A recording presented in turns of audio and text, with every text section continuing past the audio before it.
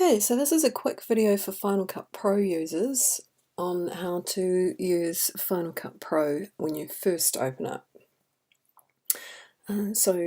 Given that you've taken your footage off your camera and put it onto your computer, because that's very important, then you go into Final Cut Pro and open it up.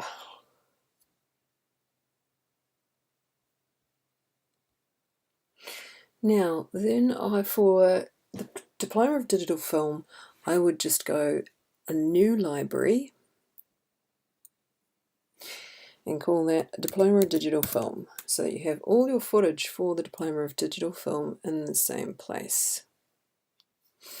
Then in here, you want to see there's a Smart Collections folder and a folder with today's date.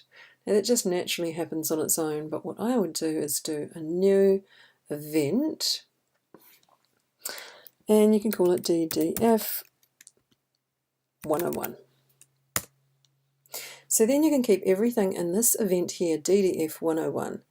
Now you can close or delete this other event if you want, that's completely up to you. Now in DDF 101, when you expand that arrow, there's nothing in there. So you want to do a new project and put a new project in there. And what I would call it would be 101-1 or 101-01. Then OK. And see, here's the first untitled project that it created, and then here's 101-01 that you want. So then you want to import your footage in here. So you go File, Import, Media. Then you find where your footage is and where mine will be in Users and under my name. And then I actually have some footage in SIT, and I'll just import the example movie from 101.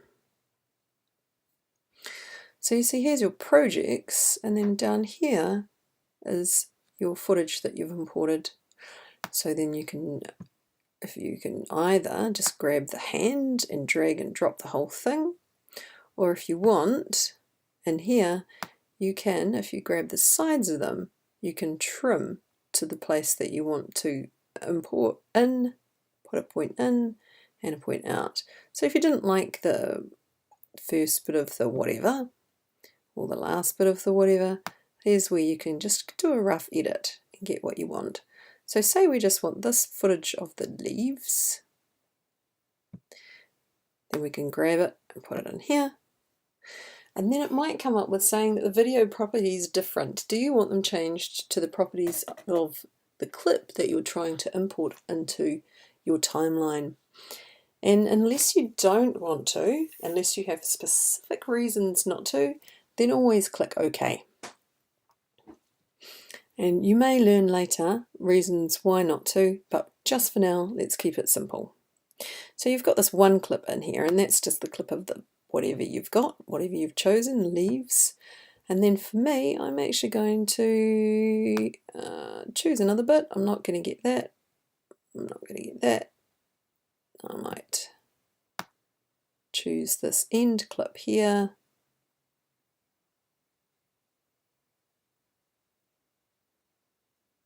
No, I won't.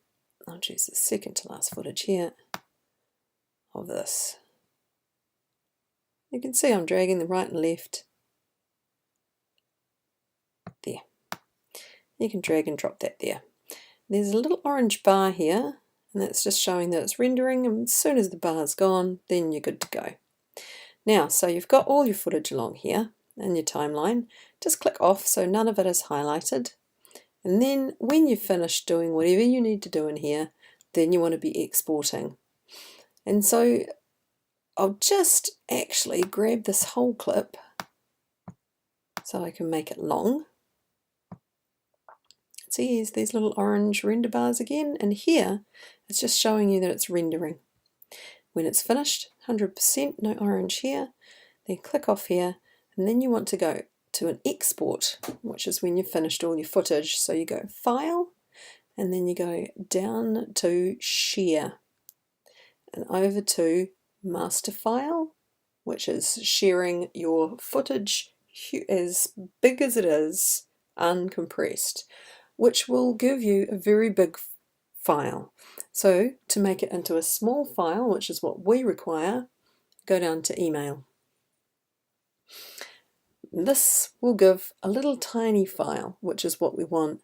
Now you can't change the frames per second or anything like that, but if you go into Settings, you can make it a small, which changes this to 1 megabyte, or a large, which changes it to 8 megabytes, or HD, which changes it to 17.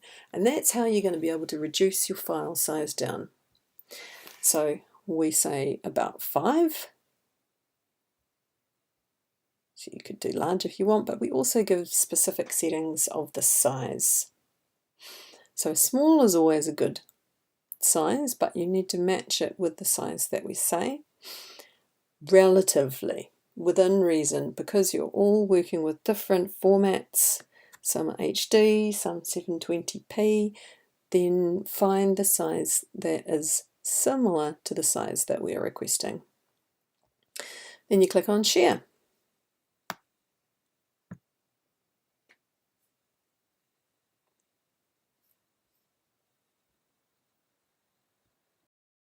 While it will say share successful, share email was successful, and then it will give you in this folder here, and then you can just type in my email.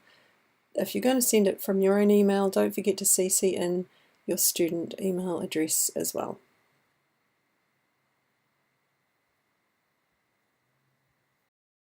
You can also experiment with different sharing settings. There are quite a few in here.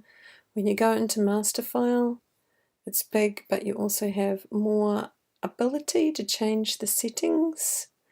And here is where you can do H.264, but still it's quite a big size, and you won't be able to change the size in here. So do have a play, get it down to the size that we want, and the data rate size is really what we're looking at.